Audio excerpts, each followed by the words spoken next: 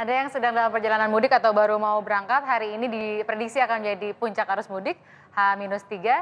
Sudah download aplikasi NTMC TV, tadi sudah disampaikan sama Pak Estiono, itu ya penting sekali bagi kita yang ingin memantau di mana saja titik-titik yang sedang padat. Kalau tadi kan disinggung ini penting, tadi Pak Nusirwan.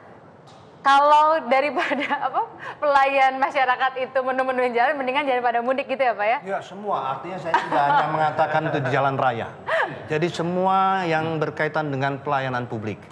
Kereta api, jalan tol, dinas-dinas, bina marga. Karena satu lubang saja itu bisa menimbulkan kemacetan dan menimbulkan kecelakaan. Jadi dia harus standby. Begitu ada berita itu diameter 1 meter cepat tutup, karena itu akan menimbulkan kemacetan dan kecelakaan. Kemudian petugas di pintu tol, karena Cipali kan mungkin belum pengalaman dibandingkan dengan Jasa Marga. Kalau di pintu tol di sini, di dalam kota, begitu cepat ya, karena ini barang baru. Nah, maka semua ini shift-nya diputar. Nah ini semua langkah-langkah harus diantisipasi, termasuk diantaranya saya sangat berkali-kali katakan kepada Menteri Perhubungan untuk memantau betul jumlah kapal yang melayari Merak Bakahuni. Kalau begitu terjadi penurunan jumlah kapalnya, itu disitulah terjadi titik kemacetan dan penumpukan. Begitu satu itu numpuk, akan bergerak lagi ke arah timur, bertumpuk lagi.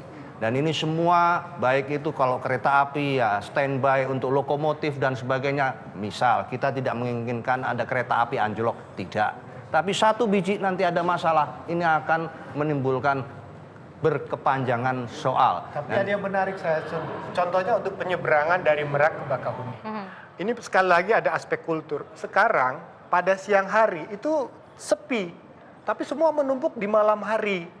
Nah ini kan pertanyaannya, mengapa para pemudik memilih di malam hari? Kenapa tidak mau di siang hari? Adem ya. Nah, karena dia tahu perjalanan menyeberang ke sana, ke ini, kemudian perjalanan misalnya ke Palembang itu lebih malam, lebih aman. Yang kedua, apakah tidak ada insentif dan disinsentif? Misalnya kalau memang kecenderungan di malam hari, tarifnya dimurahkan. Jadi ada pola yang diatur, karena sebetulnya kita membuat aturan untuk mengatur agar perilaku itu bisa seimbang. Tapi yang terjadi sekarang kan kita menyamaratakan, tapi membiarkan perilaku kita tidak berubah. Padahal kemudian penumpukan di tiap malam hari ini udah kejadian udah bertahun-tahun. Antrian panjang setiap malam. Jadi kalau jurnalis itu kalau liputan siang santai. Santai, bener kan? Kalau dari Merak itu biasanya kita suka bilang nih, aduh Merak siang pasti garing nih, sepi. Karena memang nggak ada antrian, tapi begitu malam tuh ramainya luar biasa. Ya, betul, jadi bagaimana regulasi yang diatur ke depan itu bisa membawa perubahan. Atau misalnya bisa 30%. Sekarang kan tol dimurahkan. Apakah dengan murahnya tarif tol itu berimplikasi orang berbondong-bondong menggunakan kendaraan pribadi? Sekarang kita lihat angkutan bus. Apakah terjadi peningkatan jumlah penumpang? Nah kalau ternyata bus tidak diminati, berarti orang sekarang menyewa. Jadi rekayasa kebijakan ini harus dilihat dari berbagai sisi. Ya. Jadi implikasi dari sebuah peraturan pasti mempengaruhi perilaku orang yang berperilaku di dalamnya. Nah, tadi kan catatan Anda soal kereta api ini menarik, bahwa orang yang tadi naik sepeda motor mau kemudian naik kereta api. Berarti kan karena memang pertama keamanan, kedua kenyamanan juga. Kan nggak cuma pengen aman, pengen nyaman juga. Artinya kalau ada perbaikan di satu moda, maka orang bisa pindah dengan sukarela tanpa disuruh. Nah, sekarang kan PT Kereta Api sudah memberikan mudik dengan motornya kan. Nah, ini kan sebuah pilihan. Tapi bagaimana informasi ini bisa sampai ke masyarakat, kemudian bagaimana mudik bersama motor dengan kereta itu menjadi sebuah budaya baru. Kalau tadi Pak Nusirwan bilang soal kapal setengah badannya masih kosong, menurut Anda sosialisasi atau nggak mau karena nggak nyaman atau karena lamanya itu? Nah begini, ini menarik pada aspek kulturan. Orang kan memperbandingkan, ada hal yang menarik ketika orang menjelang lebaran itu biasanya tergesa-gesa. Pingin cepat sampai, pingin merayakan sesuatu. Nah dia akan hitung durasi waktu, apakah dengan menggunakan kapal yang 2 hari ini, dengan menggunakan motor. Berpikir sekarang itu adalah menggunakan motor itu ada perasaan lain dibandingkan di kapal yang duduk diam seperti itu kan. Ada kejenuhan. Nah bagaimana sebetulnya suasana kejenuhan itu bisa diaktifkan dengan berbagai kegiatan yang selama dalam perjalanan. Karena kalau pulang naik motor pun itu kan bareng-bareng. Terbangun keguyupan. Nah kalau naik ini kan tidak semuanya. Nah kedua, biasanya begitu sampai satu pelabuhan misalnya di Surabaya, dia harus kembali ke kota-kota di mana menjadi tujuan. Ada yang ke Malang, ada ke wilayah-wilayah lain. Jadi dia membayangkan kalau saya sampai di Surabaya, saya harus jalan balik lagi dibandingkan dengan dia kalau dari Jawa Tengah. Iya, dari Jawa Jadi Tengah. ini hanya persoalan mindsetnya saja, bagaimana nanti sistem pelayanan dengan kapal laut pun bisa lebih cepat. Dan kemudian lebih mungkin tidak hanya sampai Surabaya, mungkin bisa di Semarang atau pelabuhan-pelabuhan lain yang bisa menjadi pilihan di dalamnya. Pesan terakhir, karena ini adalah Talk to Anyus terakhir sebelum nanti Lebaran. Mudah-mudahan Lebarannya sama, karena ada potensi juga berbeda. Kelihatannya jatuhnya 1 Syawal. Saya mau tanya sama semua bapak-bapak ini yang tidak mudik. Pesan mudik, pesan Lebaran untuk kita semua. Dari Pak Taufik dulu. Tentu kita berharap ada semua pemudik bisa menggunakan jalan tadi dengan hati-hati, tetap waspada dengan perubahan cuaca, tetap waspada dengan berbagai kemungkinan tadi kecelakaan, dan tentunya kita berharap semua masyarakat yang mudik tadi bisa sampai dengan selamat. Dan tentu kami juga dari pihak kami siap melayani, termasuk kami memang khususnya Bina Marga tidak ada cuti, dan kita sudah mengerahkan seluruh staf kita di lapangan, termasuk menjaga antisipasi kalau misalnya ada bencana ataupun alat-alat kita siap di lapangan. Mudah-mudahan pelayanan kami bisa lebih baik sekarang maupun ke depan. Terima kasih Pak Taufik. Saya lupa nanya tadi terakhir, harus nanya nih kayaknya. Itu kalau tol Trans Jawa tuh selesainya kapan dari Pak? 2018. 2018. Itu lebih harus disiapkan lagi secara psikososial. Pak Nusirwan, pesan untuk para pemudik. Setiap Idul Fitri, setiap mau mudik Lebaran, tentu semua dengan harapan senang. Mau berkunjung ke daerah asalnya, tidak ada yang namanya pikiran itu susah, itu tidak ada.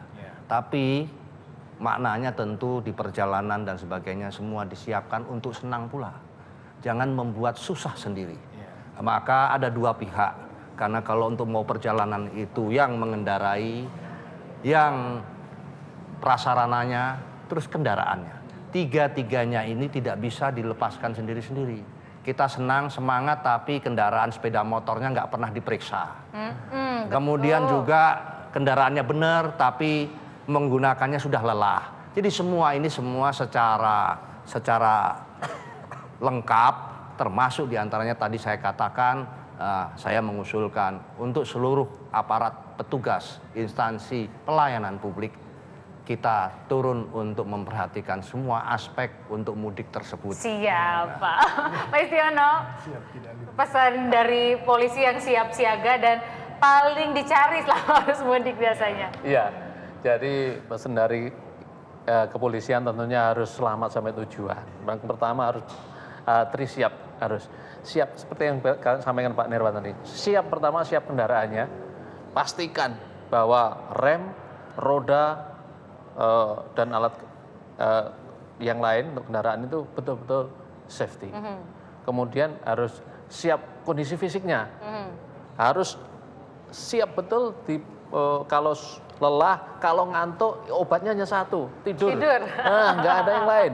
Jadi jangan paksakan, karena jarak reaksi kita untuk kendaraan, untuk reaksi itu hanya 3 detik. Jadi mesti harus hati-hati kita. 3 detik yang menentukan, untuk menentukan nasib semua. kita sendiri. Makanya untuk memacu kendaraan, jaga posisi kendaraan. Baik. Yang ketiga? Ketiga itu adalah siap mematuhi aturan atau siap tidak melanggar hukum. Nah, dan siap sendiri ada singkatannya. Apa, Pak? Siap, S-nya itu harus sabar. Ketika mudik mesti harus sabar, harus Mindset mental kita. nikmatin. Iya, mindset kita itu harus sabar. Kalau antrian yo jangan saling mendahului. Ini mental kita, perilaku kita. I-nya harus banyak inisiatif. Buka tadi, jalur yang TV lah, kan tadi. A-nya harus aman, aman diri sendiri buat orang lain. Ya toh?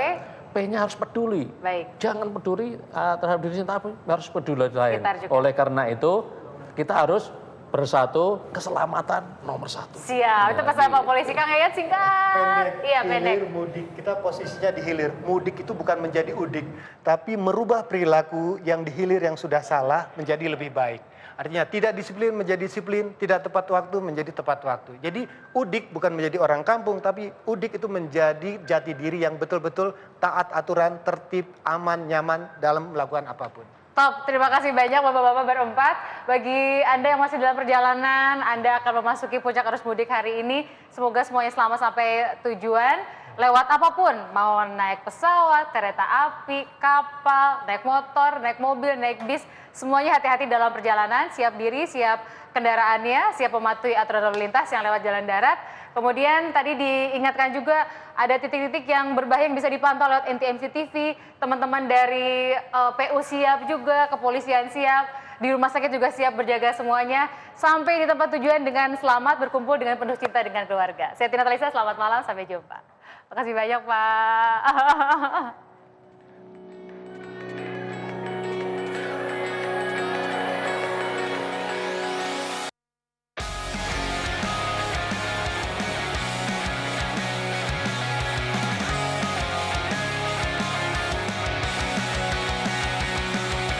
Here we go again. It's like you're calling all the shots before I shoot them. And I